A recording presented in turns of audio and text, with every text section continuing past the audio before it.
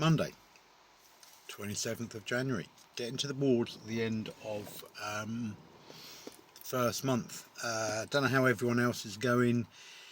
Indications say that when I go down to trade centres and stuff, I was in Tool Station yesterday getting some bits, like some silicon and stuff I needed for today. And they said it's unusually quiet and they're not seeing many tradesmen, so I'm assuming it's quieter and there's maybe quite a few newly self-employed out there as well, who knows. But thought I'd stop for coffee today. Coffee and a fag. I'm doing a bathroom for a guy, 1-day job. Last week's work went a bit crazy. Some of you will have seen that on the forums. I had a customer plaster over wallpaper, and just dealing with that is kind of like a bit of a rigmarole, because I've shut the job down, stripped off the plaster, waiting for I've stripped off plaster, lining paper, got back to a bare wall that was awful. Said to the customer, you need to plaster before you do anything else. The deposit you've paid has paid me for what I've done, and then I'll requote once the plaster's done. Some of you, being newly self-employed and vulnerable, would have sort of said, oh dear, you'd have run around trying to accommodate them, done the rest of the work, stripped off the plaster, not got things in writing about extras, all of that stuff, and you've got to be so careful, because I could have ended up a couple of days out of pocket with work. Whatever. So just, it's a really difficult one. But when the job goes wrong, also I've got a customer who's not living there, they're abroad at the moment, so very difficult to deal with. Not the customer's lovely, but I mean the whole situation. You've got a time lag in messages, you've got everything, so I'm just being very careful. So yeah, this week could have ended up with a couple of gaps, probably haven't. I've dragged some stuff forwards, that'll be alright. So yeah, today's a bathroom paint, 3 coats on the bathroom walls, quick go over on the skirting, nothing major. Existing customer. So my old man, my man John Ebrington, a couple of minutes in already, gosh, some of his videos, and I was thinking about being self-employed and vulnerable. So this is kind of like mainly for the new guys, but established self-employed will get it, and also some people may not have been through it. So I'll tell the little story. Got to be very careful on this story, because I cannot let the names go out, because apparently they're quite well-to-do and famous.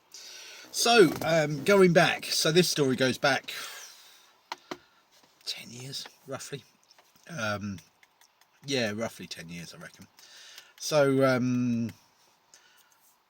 had a run of work that had come to an end, and I was very much kind of looking for the next project, and not a lot on.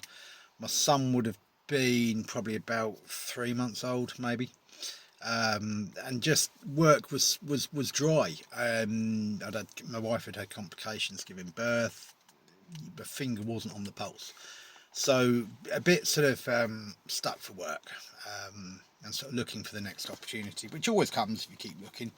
I was still sort of working hard and getting bits and pieces, but looking for sort of like a project. So this guy approaches me and says, I've got this huge project on we'll call it an industrial estate, close, sort of in the area. So what happened? I'd met him by chance.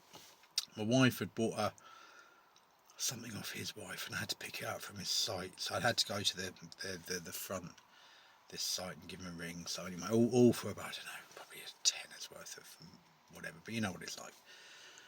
So anyway, picked up this thing, and like I was doing at the time, I was just giving people my cards. Oh, hi there, I'm a painter, if you want anything.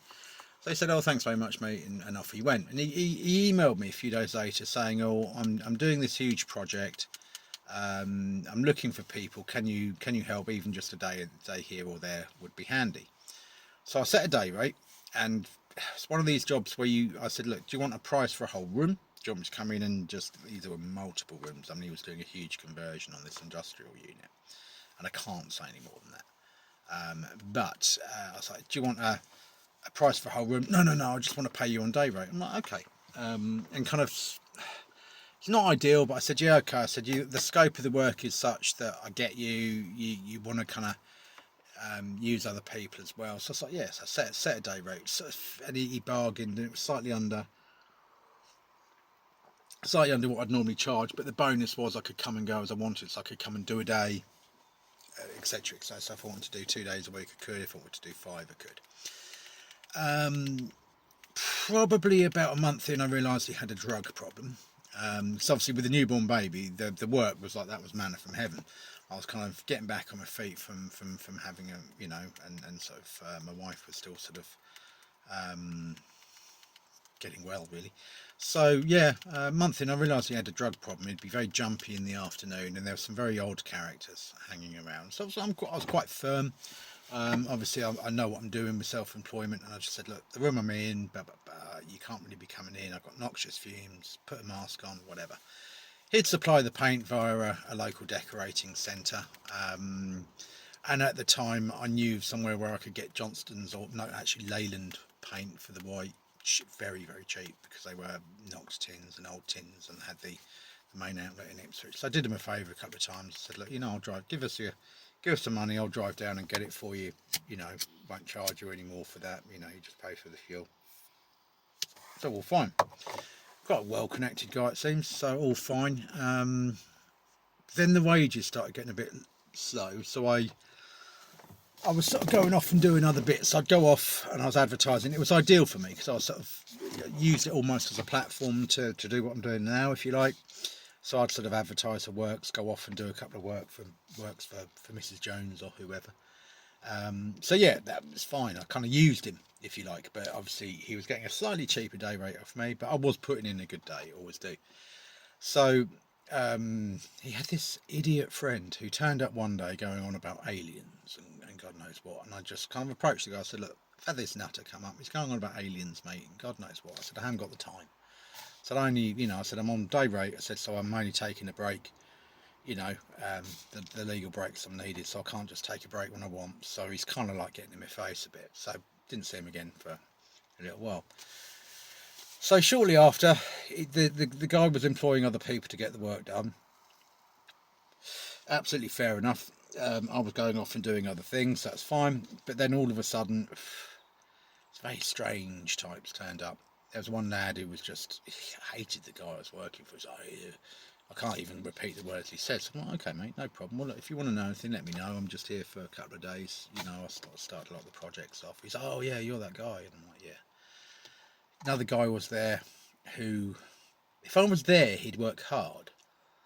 But then when I wasn't there, this guy would just be sat around smoking. I later discovered smoking cannabis. So this lunatic friend turned up again.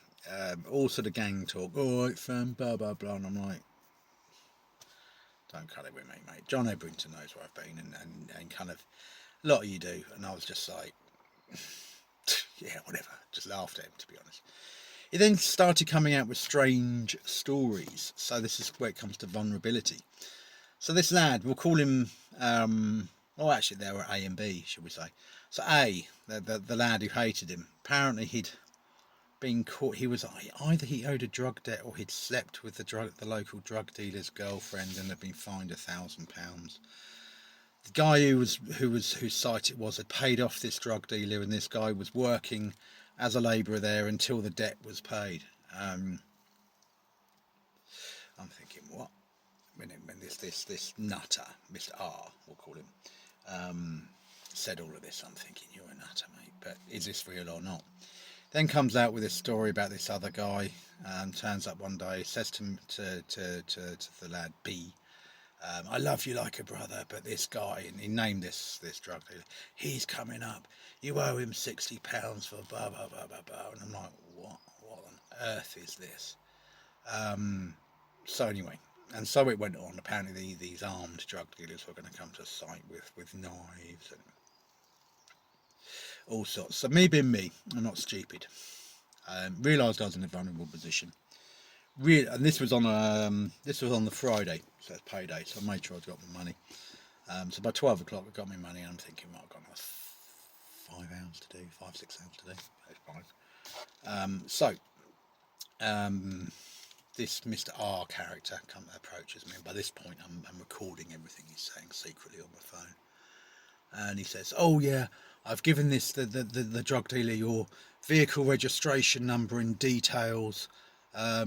Told them you'll be dropping B at the main gate. We just need to get him out here." And I'm like, "Nothing to do with me, mate. And if you've done that, I'm dialing the police."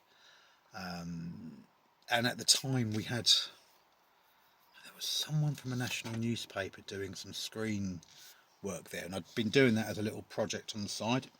Because I know my stuff with screen, and just had to be certain flat mat and stuff. And I've been working, so I'd turn up a couple of hours early each day and just do this for some extra cash. I'd finished that project off, but they were still there and sort of doing their next thing. I don't know really what they were doing. I don't pry. Just we need a flat surface to do this and this on. But and that's the thing with me. I don't ask questions because you can't get into trouble then, can you? So anyway, this he starts going about these armed drug dealers coming up to site, and I thought, I'm not entirely sure, you know. So I actually hid the van in one of the units. I was in my old white van. So I hid the van in one of the units. I thought, I'm not sure. I've got to suss all this out. So I had this all recorded down. So hid the van. Bearing in mind the main gate's probably a mile walk from where we're working. So, and it's all fenced off outside of that. So I'm thinking, we're going to see these people coming. So I actually rung security on site. So I'm not sure if there's a problem or not, but can you just make sure that no one who's not supposed to comes on site for a while? And he knew me well. Knew him from way back when. He's like, something going on, isn't there? I said, yeah. I said, I'm on the verge of dialing 999, so be ready for that. So I'm not saying any more yet. So anyway, this just is where you can, as self-employed, get sucked into stuff and be very, very vulnerable. So I've got my head screwed on. I've hidden the van just in case. Well, I haven't hidden the van. I've driven it into one of the units where cars can be stored anyway for spraying and stuff. So actually not hidden. I've just driven it into one of the units. So yeah, approached this guy R again, all on recording, and asked him again. And he said, yes, it's all true. I said, it was on your. I said, how are you getting all of this? And he says, oh, it's on my Facebook. I said, okay.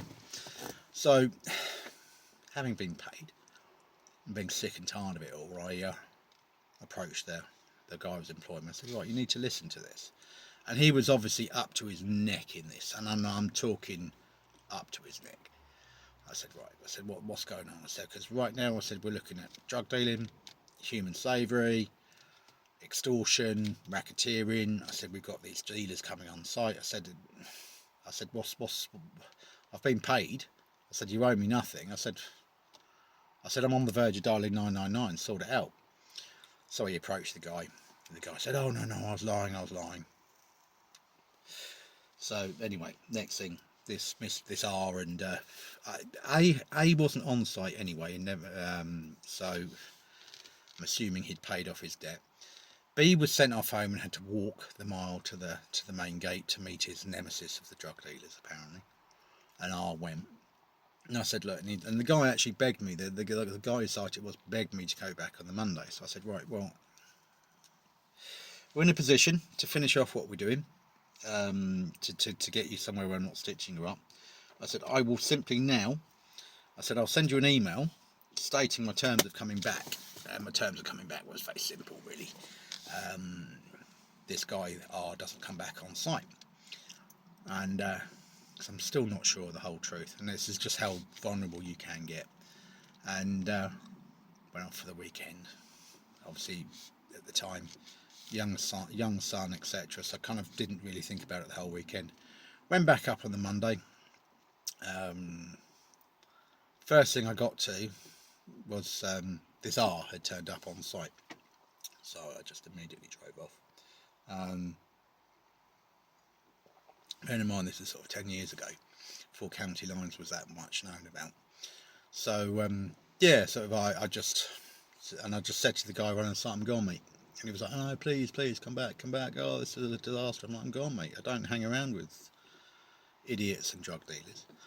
So literally drove off site, and because I'd seen that coming, and you do when you're self-employed, you start to see it coming, and because I'd spent the time, I'd used the guy as a platform to obviously earn some money and then go off, and I was going off and doing quotes and accepting jobs, and by that point going off and doing jobs and coming back to him when it was quiet.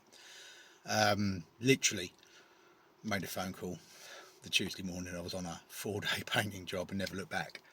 Do you know what I mean? So yeah, very odd. I did inform the local police of all of it. They were kind of as sceptical as I was as to how much of it was right or wrong. Well, what I will say is the guy who was running the site later on tried to do children's events and he was stopped by the police from doing it, and he's sort of kept an eye on a bit more now. So possibly there was something in it. I don't know. But yeah, that's kind of like, yeah, that's how very quickly a self-employed painting job, you're just going off doing a bit of painting to provide for your wife and son, just can turn into that very quickly. Whether or not it was all real, whether or not this R character was just a Walter Mitty who just was just gobbing off, we will never know.